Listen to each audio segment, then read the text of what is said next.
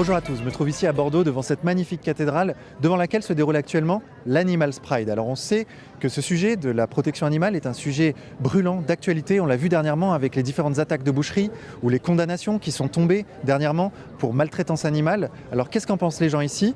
Quelles sont leurs revendications? Pourquoi ce sujet de la maltraitance animale est-il un sujet si important pour eux? C'est ce qu'on va voir ensemble. C'est parti, suivez-moi. En fait, on veut pas qu'ils chient eux. C'est toi qui décides de ça? C'est 1, 2, 3 soleil. C'est étonnant. Il y aurait beaucoup plus de liberté en France sous une monarchie. Il vient de dire Pikachu, c'est moche. Quelque part, les gens, ils sont pas assez pauvres. Les Français, vous en direz rien. Vive la France, ouais. Nous ne sommes pas sionistes. Bonjour. Bonjour. Alors vous, c'est l'association Vénus. Absolument, Vous tout à êtes fait. l'organisateur de l'événement. Ouais, tout à fait. C'est Alors, moi qui. dites-moi, qu'est-ce qui vous est passé par la tête? Qu'est-ce qui m'est passé par la tête? Il y a 1 an et demi, je me suis dit, sans faire de comparaison, la communauté homosexuelle organise tous les ans une grande marche pour des revendications. Et je me suis dit, pourquoi pas ne pas tenter d'instaurer ça en France pour les animaux. Donc l'an dernier, on a mis en place la première Animal Pride à Bordeaux. Le but, c'est de pouvoir tous ensemble montrer notre engagement envers les animaux et voilà, de tous être là pour montrer que l'abandon, non, ce n'est pas un prétexte, c'est encore moins une nécessité. Et alors les animaux que vous avez chez vous sont des animaux difficiles entre guillemets ou pas forcément? Parce que on se dit que des animaux qui ont été abandonnés sont peut-être des animaux qui sont instables, qui ont un caractère particulier. Alors ça, c'est l'image de la vieille SPA, effectivement, où tous les animaux sont un peu traumatisés, malades, vieux, tout ça. Non, on n'a pas que des animaux, on a aussi des superbes chats qui vont très très bien et qui sont très très faciles à placer. Et adopter un animal qui a été abandonné, est-ce que ça ne représente pas des inconvénients par rapport à un animal qui vient de naître, qui est d'une portée Absolument pas. Justement, on est vraiment là à titre de conseil. Ce que vous n'avez pas, notamment en élevage malheureusement ou en animalerie, ce sont des conseils par la suite. La SPA n'a aucune subvention publique, donc on est toujours subventionné par les dons, tout simplement, des personnes. Moi c'est pareil, j'ai aucun don de l'État pour mon média. Ah oui, c'est vrai. Ouais, je fais un truc vraiment pure player sur YouTube. Montre ta plus belle tête, on n'a pas encore trouvé ta famille. Hein, un chouchou. Bonjour monsieur. Bonjour. Alors dites-moi, qu'est-ce que vous faites là? On vient soutenir forcément sur les lévriers, les galgos d'Espagne. On vient les soutenir par l'association. Pourquoi faut-il les soutenir? Parce qu'ils sont maltraités en Espagne.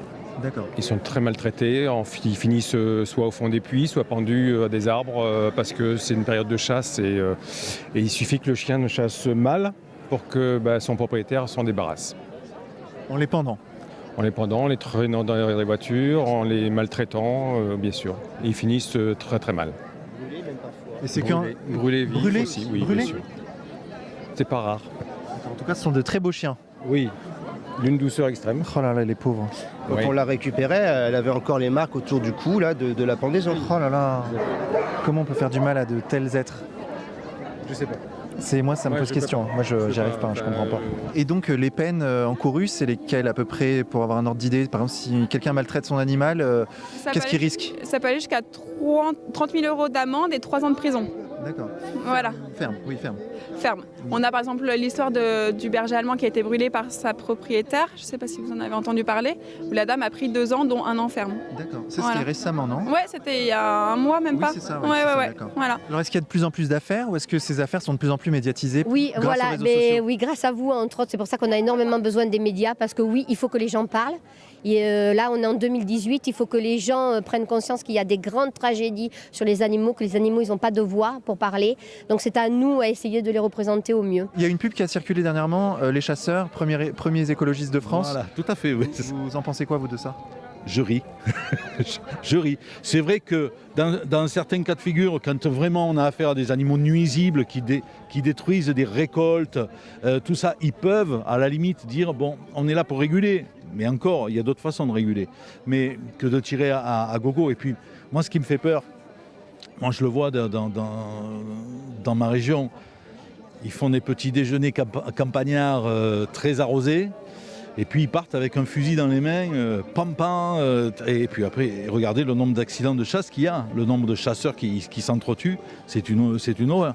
Donc voilà, je pense que d'avoir fait un cadeau de 200 € sur le permis de chasse, c'est bien, mais on devrait mettre un contrôle alcotest aussi avant de partir, parce que ça serait pas mal non plus. Le collectif antispécistes, véganes et animalistes condamnent fermement et sans équivoque les actes de violence et de vandalisme et toute forme d'extrémisme. La surmédiatisation de quelques actes marginaux jette aujourd'hui le discrédit sur la totalité des actions portées par les associations animalistes, véganes et antispécistes. Je condamne, mais je comprends. Et je pense que c'est important. On peut condamner quelque chose en le comprenant. Et d'ailleurs, on ne devrait que condamner en ayant au préalable compris. Parce que ce qui se passe pour les animaux dans les élevages et dans les abattoirs notamment, c'est absolument horrible. Enfin, c'est déjà par le nombre, c'est phénoménal. Enfin, il y a 3 millions d'animaux par jour qui sont tués en France, dans les abattoirs français. La FAO sur la faim dans le monde fait des rapports comme ça. Il y a des tas de pays pauvres où on cultive des céréales qui partent dans les élevages, genre les porcheries industrielles de l'Union européenne, alors que les gens sur place sont pauvres et ne peuvent pas se payer cette nourriture. Il faut penser que pour produire 1 kilo de viande, produire entre guillemets, il faut que l'animal ait mangé entre 7 à 10 kilos de végétaux. C'est énorme. D'accord, parce qu'on a l'impression que le système agroalimentaire actuel arrive, par son industrialisation, son terrorisme, justement à nourrir une grande partie de la population. Mais en fait, vous nous dites que ce système est très énergivore. Oui, tout à fait, tout à fait. Alors effectivement, il y a beaucoup de gens dans le monde qui ont la chance de manger à leur faim. On est 7 milliards sur Terre. Pour autant, je crois qu'il y a 800 millions de gens qui ne mangent pas à leur faim. Alors on a de la chance, c'est pas chez nous, mais c'est en Afrique, en Asie. Il y a des gens qui sont très pauvres, qui ne mangent pas suffisamment. Et moi, je pense que si péniblement on a un lopin de terre et qu'on gratte la terre et qu'on a 1 kilo de maïs, il vaut mieux manger son kilo de maïs que de le donner à une poule ou un lapin qui nous donnera 100 grammes de viande en échange. Donc quand on est logique, il vaut mieux manger des végétaux, des céréales, des fruits, etc. On nous dit ne nous empêchez pas de manger ce qu'on veut. J'ai le droit de faire ce que je veux. Et bien moi je réponds non, tu n'as pas le droit de faire ce que tu veux. Parce que ta façon de faire entraîne le malheur des autres. En phase de survie, je ne crois pas qu'on puisse en vouloir à qui que ce soit de réagir comme ça. Maintenant, on est totalement sorti de cette phase de survie. On mange, pour une grande partie des gens, suffisamment à notre faim. On mange même trop, on n'arrête pas de nous le dire, et puis trop gras, et puis trop sucré, etc. C'est le moment de se dire, mais maintenant, j'ai la chance, j'ai le choix, donc je peux aussi prendre une alimentation plus éthique. Il faudrait peut-être aussi mesurer l'impact des dégâts occasionnés et qui sont à charge du contribuable, et non pas des assurances cette fois, par les manifs des éleveurs, quoi. Par les manifs des éleveurs qui ne sont, pas déclarés, donc parfaitement illégales, dont on connaît les responsables qui sont finalement la FNSEA, pour ne citer qu'elle, et qui occasionnent c'est des millions d'euros de dégâts, quoi. Bonjour madame, dites-moi, c'est quoi le problème avec la corrida? C'est quoi le problème? Ce sont des animaux qui sont torturés pendant 20 minutes pour une poignée de sadiques, de barbares. Ce sont des gens qui prennent plaisir à avoir ce genre de spectacle et ça ne devrait plus exister à notre époque. Dans une autre région que celle-ci, du sud-ouest, ce serait passible de 2 ans de prison et de 30 000 euros d'amende. Si on est capable de respecter un animal, on est capable de respecter un malheureux, on est un clochard, on est capable de respecter un vieux, on est capable de respecter une personne âgée. Chacun, son cheminement est plus ou moins long. Mais le mieux pour les animaux, c'est qu'il soit très court, le cheminement. Voilà, c'est ça. Et puis moi je dis déjà, partons du principe que, imaginons-nous que je sois très égoïste. Enfin, je pense pas, mais bon, peut-être. Je vais me dire, ce qu'on fait à ces pauvres bêtes, imaginons-nous que j'ai eu la malchance de naître... Animal, disons, parce que bête, ouais, ça a une autre connotation qui peut être... Et ben voilà ce qu'on me ferait. Tuer pour le plaisir. Qui tue pour le plaisir? Un malade. Ce sont des malades.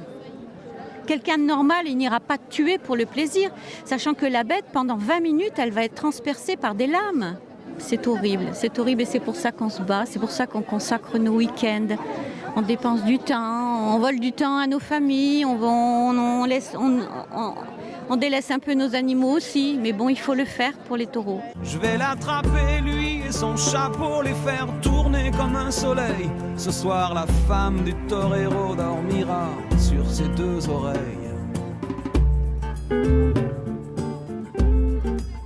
Est-ce que ce monde est sérieux? Alors vous avez adopté votre chien aujourd'hui? On a adopté un second lévrier aujourd'hui, oui. Et pourquoi ça alors? Parce que quand on connaît ce qui se passe et le drame de ce qui se passe en Espagne, plus l'engorgement des refuges et des associations et la sensibilité qu'ont ces animaux, on se dit que 2 lévriers c'est mieux qu'un, quoi. Et les gens n'ont pas ce réflexe d'aller dans les refuges? Non, je crois pas. Ils ont tendance à vouloir acheter des animaleries. Dans les animaleries, des bébés ou des chiens pure race et ils pensent pas aller voir tous les chiens qui attendent dans les refuges. Il faut adopter des chiens à la SPA, ne pas laisser les chiens errants ni les chats errants qui meurent de faim et de froid et de maladie. Il faut les secourir. Ouvrons les yeux, fermons les abattoirs. Ouvrons les yeux, fermons les abattoirs. Ouvrons les yeux, fermons les abattoirs. Les animaux, il faut les respecter, faut pas les manger parce que c'est nos amis. Voilà. On les aime pas dans notre assiette. On les aime tout simplement en train de courir dans les champs et c'est tout. Et est-ce que ce combat rejoint aussi celui de l'avortement? Puisqu'on voit qu'il y a des parents qui tuent leurs enfants dans le ventre. Oui, c'est exactement la même chose. Que ce soit des humains ou des animaux, c'est exactement pareil. On descend tous des animaux, donc ça fait aucune différence. Après, si vraiment il y a du viol ou que la personne est trop jeune ou quoi que ce soit, c'est sûr qu'il y a des moments où oui, l'avortement se comprend, mais si vraiment la personne ne se protège pas ni rien, c'est pas normal. Honnêtement, c'est pas normal. Les deux combats se rejoignent naturellement en fait. Exactement. Oui, exactement. Bah, écoutez, vous avez un beau bébé là, il dort. Oui, elle fait dodo. Oh là là, Elle fait dodo. Elle est belle. Oh là là. Il y a le grand frère qui est juste derrière. Il y a le grand frère qui est derrière, regarde. Bonjour toi. Voilà. Ah, c'est un micro mon cœur. C'est un micro mon ange. C'est le média pour tous. Tu fais coucou? Tu fais coucou à la caméra?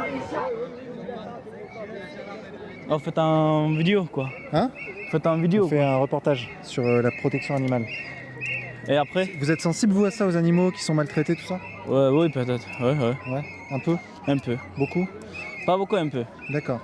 Vous-même faites attention aux animaux qui sont des chiens. Si un jour vous voyez un chien maltraité, vous faites quoi? Ben, on prend... Je sais pas, j'achète quelque chose pour manger le chien quoi. D'accord. C'est bon. Et un chien battu, qui serait battu par quelqu'un, vous feriez quoi? Vous interposeriez? Ben, je le dis pour faire pas comme ça. C'est pas bon de te... On fait comme ça. D'accord. C'est pas possible. Ok. Parce que le chien aussi, il y a des cœurs comme nous.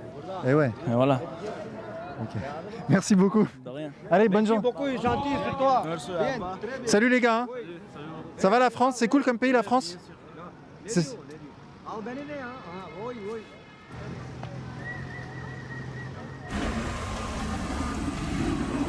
Et comment va Brigitte Bardot par rapport à la cause animale? Est-ce qu'elle considère que ça avance ou au contraire est-ce qu'elle est en colère? Elle est en colère et c'est écrit dans son dernier livre, Les larmes de combat. Oui.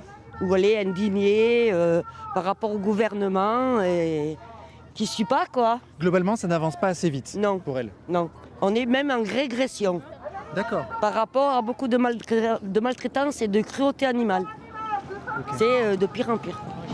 Et justement, ce contact avec les animaux, qu'est-ce qui vous apporte dans votre vie? La sérénité. De la sérénité, de la bienveillance. Il nous apporte un contact différent, celui de l'humain.